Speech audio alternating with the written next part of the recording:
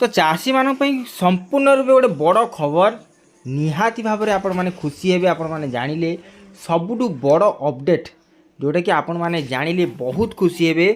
जो मैंने भी एपर्यंत चिंतार थिले जे केमिति करिवे चाषी पंजीकरण ए वर्षर रूल बा रेगुलेशन जहाँ भी थिला धीरे धीरे चेंज होउची आउ एटा सबुठारु बड़ चेंज जोटा कि आपण माने देखिबे बा जानिबे संपूर्ण प्रूफ सहित देखिबे।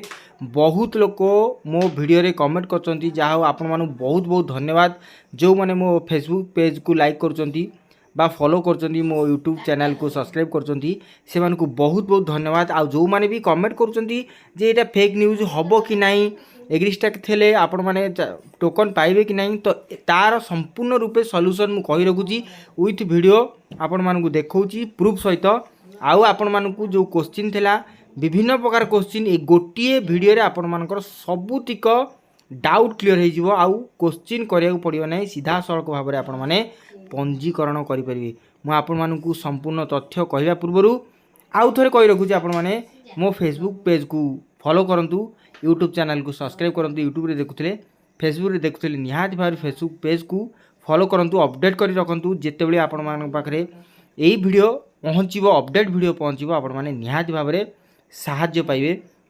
तो मुझे कहि रखुची जो मानकर प्रथम पॉइंट कहि रखुची जो माने बहुत चिंतित थिले आपण माने जानिचंती जे एग्रीस्टाक आईडी की नहीं समस्त मन में ए पर्यंत भी डाउट अच्छी जे एग्रीस्टाक आईडी नहेले ए वर्ष पंजीकरण हो पारिबो नाही बोली आपण माने जोटा शुणुले ताहा सत्य थिला किंतु वर्तमान सुधा सरकार संपूर्ण रूपे याकू बंद करचंती।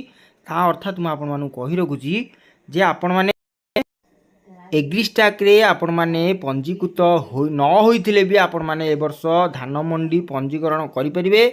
बहुत लोकंकर डाउट अच्छी जे नवेम्बर सुधा जो डिक्लेयर थिला जे आपण माने नवेम्बर सुधा ए एग्रीस्टाक आईडी तैयारी कले ही आपण मानक टोकन आसीबो संपूर्ण संपूर्ण संपूर्ण रूपे बंद करा जायछि।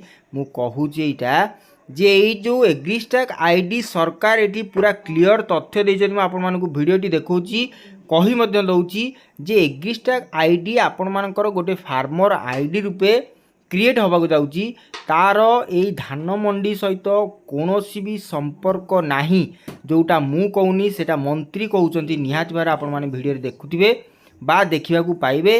मु आपण मानकु देखे रखुची एटा मु कहूनी एटा मंत्री कहउचंती जे एग्रीस्टाक आईडी धान मंडी सह कौनसी संपर्क नाही आपण माने परवर्ती समय रे एटा डाटाबेस तैयारी होउची लोक माने सार बिहन आउ चाषीर संपूर्ण तथ्य तार भितर रहिबो जेमती गोटे आधार कार्ड जेमती गोटे राशन कार्ड समस्त मेंबर समस्त डिटेल्स रहउची सेही भलिया रहिया पे गोटे डाटाबेस तैयार कराउ सेति पई एटा धान मंडी सह इनक्लूड कराइथिला बा परवर्ती समय एटा करा जीवो बोली कहैछि नवेम्बर सुधा किंतु आपण मानकु किछि करिया पड़ियो नै एटा ऑटोमेटिक हबो सरकार आपण मानक पाखकु आसीबे आ पाखकु सरकार को एजेंट आसीबे आपण मानकर एग्रीस्टाक आईडी हबो टोकन जो थिला आपण मानकर डाउट जे धान मंडी पंजीकृत हेले मध्य आपण मानकर जो टोकन आसीबो नाही बोली आपण माने थेला मन रे बहुत लोक कमेंट करचंती किछि जानिन मते कहउचंती जे किछि जानिन तमे मिछरे गपुचो टोकन आसीबोनी नवेम्बर मास सुधा एग्रीस्टाक आईडी दरकार सेही मानकु मु कहि रखुची भलो भाव रे वीडियो टिकु देखंतु।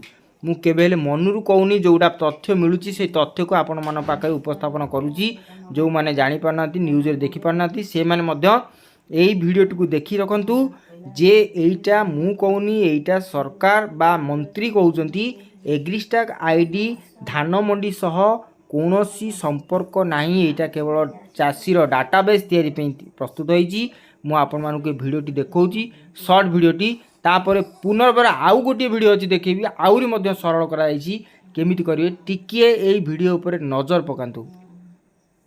सरकार बिहन नौकरी इनपुट सब्सिडी नौकरी ये समग्र डाटा जोटा गोटे चाषीर आवश्यक थाए से डाटा को एवं से सेवा को चाषी पाखे पहुँचापी सर्वोत्तम आइडेंटिटी कार्ड चाषीर हम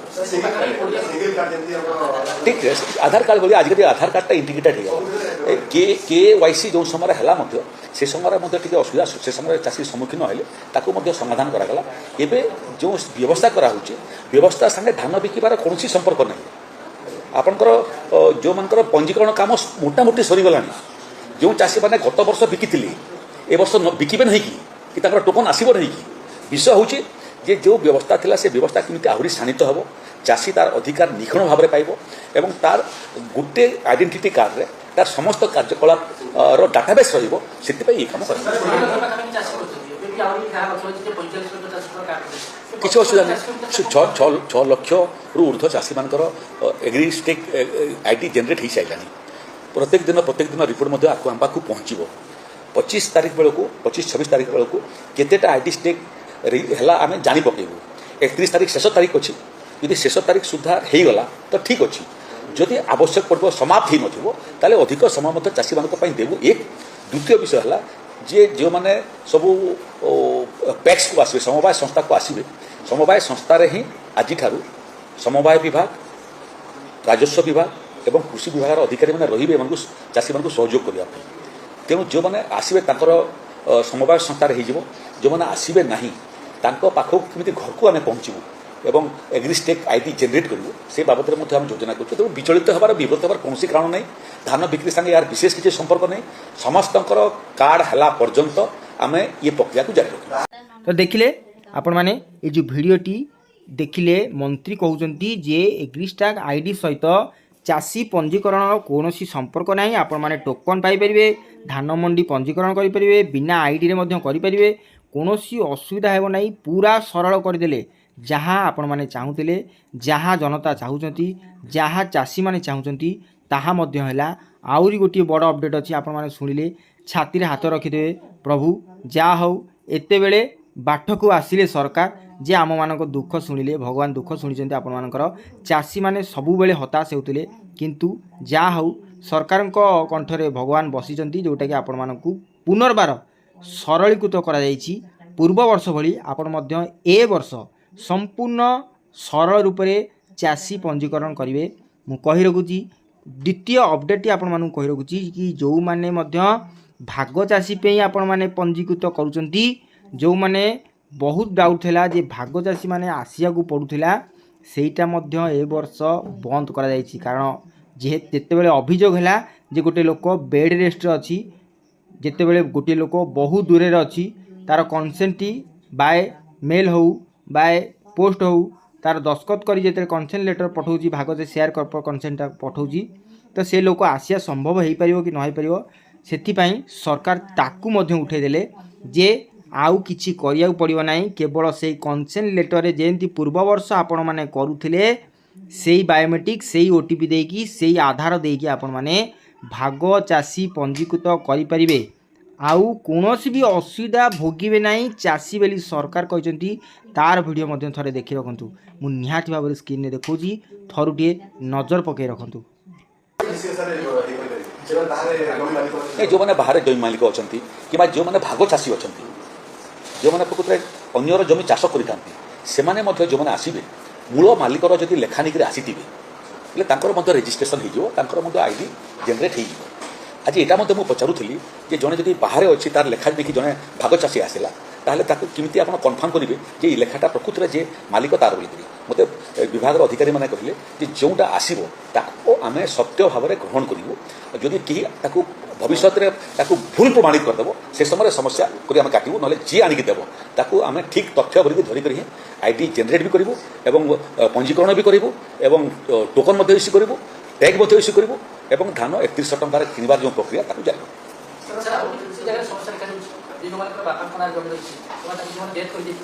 ଯେଉଁମାନେ ଦେଖନ୍ତୁ ଓଡ଼ିଶାରେ 1,71,00,000 ଜମି ଅଛି, ଜମି ପଟ୍ଟା।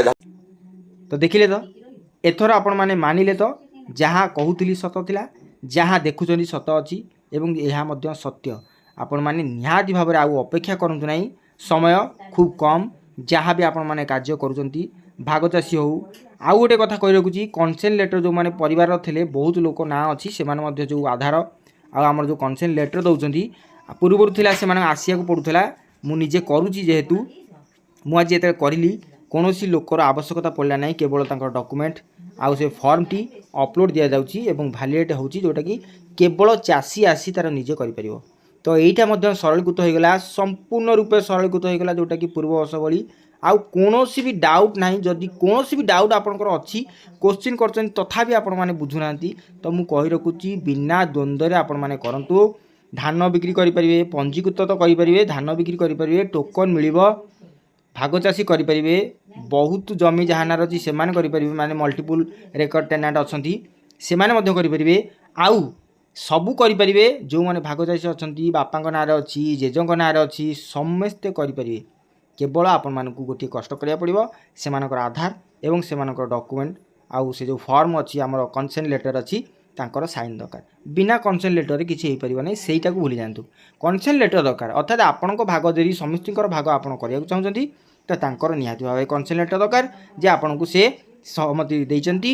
ସେମାନେ ସହମତି ଦେଲା ପରେ ଆପଣ ସବୁତିକ ଜମି ଆପଣଙ୍କ ନାଁରେ ହେଉ, ଭାଇଙ୍କର ସବୁ ଭାଇଙ୍କର ହେଉ କି ସବୁ ବଡ଼ବାପା ଦାଦାଙ୍କର ହେଉ କି ସବୁ ଜେଜେଙ୍କର ହେଉ, ଯାହାର ଥାଉ, ଯଦି ସମ୍ପୂର୍ଣ୍ଣ ରୂପେ ଯେତେ ଜଣଙ୍କର ଭାଗ ଅଛି ଯଦି ସମସ୍ତଙ୍କର ଦସ୍ତଖତ ସମସ୍ତଙ୍କର ଆଧାର ନେଇକି ଆସୁଛନ୍ତି ୱିଥ୍ କନସେଣ୍ଟ ଲେଟର୍ରେ ଦସ୍ତଖତ ମାରିକି ତ ନିହାତି ଭାବରେ ଆପଣଙ୍କ ନାଁରେ ହେଇଯିବ। ଏଇ ଭିଡ଼ିଓଟି ମୁଁ ଅପଡ଼େଟ୍ ଭିଡ଼ିଓ, ଆପରେ ଆଉ ଅପଡ଼େଟ୍ ଭିଡ଼ିଓ ଦେବି ନାହିଁ, କାରଣ ଆପଣମାନେ ଜାଣିଛନ୍ତି ଏଇଟା ସମ୍ପୂର୍ଣ୍ଣ ରୂପେ ପୁରା କ୍ଲିଅର୍ ହେଇଗଲା, କୌଣସି ଦ୍ୱନ୍ଦ୍ୱ ନାହିଁ। ଆର ବର୍ଷ ପରି ଏ ବର୍ଷ ପୁରା ସରଳ ହେଇଗଲା। ଆର ବର୍ଷ ତ ଥିଲା କିଛି ଜଟିଳ, କିନ୍ତୁ ଏ ବର୍ଷ ଆହୁରି ସରଳ କରିଦେଲେ ସରକାର। ବହୁତ ବହୁତ ଧନ୍ୟବାଦ ସରକାରଙ୍କୁ, ଚାଷୀଙ୍କ ହିତରେ ଅଛନ୍ତି। ପୂର୍ବରୁ ଟିକେ ଦ୍ୱନ୍ଦ୍ୱରେ ଥିଲେ ଏବଂ ବର୍ତ୍ତମାନ ସମ୍ପୂର୍ଣ୍ଣ ରୂପେ ସରଳୀକୃତ ହୋଇଯାଇଛି। ଆପଣମାନେ ଆଉ ଡେରି କରନ୍ତୁ ନାହିଁ, ଫର୍ମଟି ନିଅନ୍ତୁ, ଭରନ୍ତୁ। କେମିତି ଭରିବେ ମୁଁ ନିହାତି ଭାବରେ ଭିଡ଼ିଓ କରିଛି, ଭିଡ଼ିଓ କଲା ପରେ ଆପଣମାନେ ନିହାତି ଭାବରେ ଦେଖନ୍ତୁ ଭିଡ଼ିଓଟି ଅଛି ମୋ ଚ୍ୟାନେଲରେ ଅଛି ଏବଂ ଯଦି ପାଉନାହାନ୍ତି ମୁଁ ଟ୍ୟାଗ୍ କରିଦେବି ପରବର୍ତ୍ତୀ ଭିଡ଼ିଓରେ, ନିହାତି ଭାବରେ ଦେଖନ୍ତୁ। ଭାବୁଛି ଆଉ କୌଣସି ଡାଉଟ୍ ଆପଣମାନଙ୍କ ପାଖରେ ନଥିବ। ମୁଁ କହି ରଖୁଛି ପୁନର୍ବାର, ଏଗ୍ରିଷ୍ଟାକ୍ ଆଇଡ଼ି ଦରକାର ନାହିଁ। ଚାଷୀ ଆର୍ଟି ମଲ୍ଟିପୁଲ୍ ଆର୍ଟି ଅଛନ୍ତି ସେମାନେ ସୋସାଇଟିକୁ ଆସିବା ଦରକାର ନାହିଁ। ଭାଗ ଚାଷୀ ମାଲିକ ସୋସାଇଟିକୁ ଆସିବା ଦରକାର ନାହିଁ। ଆପଣମାନେ ଟୋକନ୍ ପାଇବେ ନିହାତି ଭାବରେ 100% ଆପଣମାନେ ଟୋକନ୍ ପାଇବେ। ଟୋକନ୍ ଉପରେ ଆଉ କୌଣସି କମ୍ପ୍ରୋମାଇଜ୍ ନାହିଁ। ଚାଷୀ ପଞ୍ଜୀକୃତ ହେଲା ମାନେ ଟୋକନ୍ଟି ପାଇବ। ତାପରେ ଆପଣମାନଙ୍କର ରହିଲା ଏଗ୍ରିଷ୍ଟାକ୍ ମନରୁ ହଟେଇ ଦିଅନ୍ତୁ। এই ଏଗ୍ରିଷ୍ଟାକ୍ଟା କେବଳ ରହିଛି ଚାଷୀମାନଙ୍କର ଡାଟାବେସ୍ ତିଆରି ପାଇଁ, ଯେଉଁଟାକି ପରବର୍ତ୍ତୀ ସମୟରେ ଆପଣମାନଙ୍କର ଡାଟା ସମ୍ପୂର୍ଣ୍ଣ ରୂପେ ରହିବ ଯେ ଗୋଟେ ଚାଷୀ ତା ଡାଟା ଏଇଭଳିଆ ରହୁଛି। କୌଣସି ଦ୍ୱନ୍ଦ୍ୱ କରନ୍ତୁ ନାହିଁ, ଶୀଘ୍ର ଯାଇକି ଟାଇମ୍ ସରୁଛି, ଆପଣମାନେ 31 ତାରିଖ ଭିତରେ କରନ୍ତୁ। ସରକାର କହିଛନ୍ତି ଯଦି କେହି ବଞ୍ଚିଯାଆନ୍ତି ବା ଟାଇମ୍ କମ୍ ପଡ଼େ ନିହାତି ଭାବରେ ସରକାର ଏ ଟାଇମ୍କୁ ଆହୁରି ବୃଦ୍ଧି କରିବେ। ତ ଟାଇମ୍କୁ ଅପେକ୍ଷା କରନ୍ତୁ ନାହିଁ, ଆପଣମାନେ ନିହାତି ଭାବରେ ଶୀଘ୍ର କରନ୍ତୁ। ଆଉ କମେଣ୍ଟ କରନ୍ତୁ ଏଇ ଅପଡ଼େଟ୍ଟି ଆପଣମାନଙ୍କ ପାଖରେ ପହଞ୍ଚିଛି। ଯଦି ଜାଣିଥିଲେ କମେଣ୍ଟ କରନ୍ତୁ, ଯଦି ଜାଣିନାହାନ୍ତି ଜାଣିଲେ ଏବେ ତାହେଲେ ନିହାତି ଭାବରେ କମେଣ୍ଟ କରନ୍ତୁ ଥ୍ୟାଙ୍କ ୟୁ ବୋଲି, ମୁଁ ବହୁତ ଖୁସି ହେବି। ରହୁଛି, ଭେଟ ହେବ ପୁଣି ଏକ ଅପଡ଼େଟ୍ ଭିଡ଼ିଓରେ, ସେ ମୋତେ ବିଦାୟ ଦିଅନ୍ତୁ। ନମସ୍କାର, ଜୟ ଜଗନ୍ନାଥ।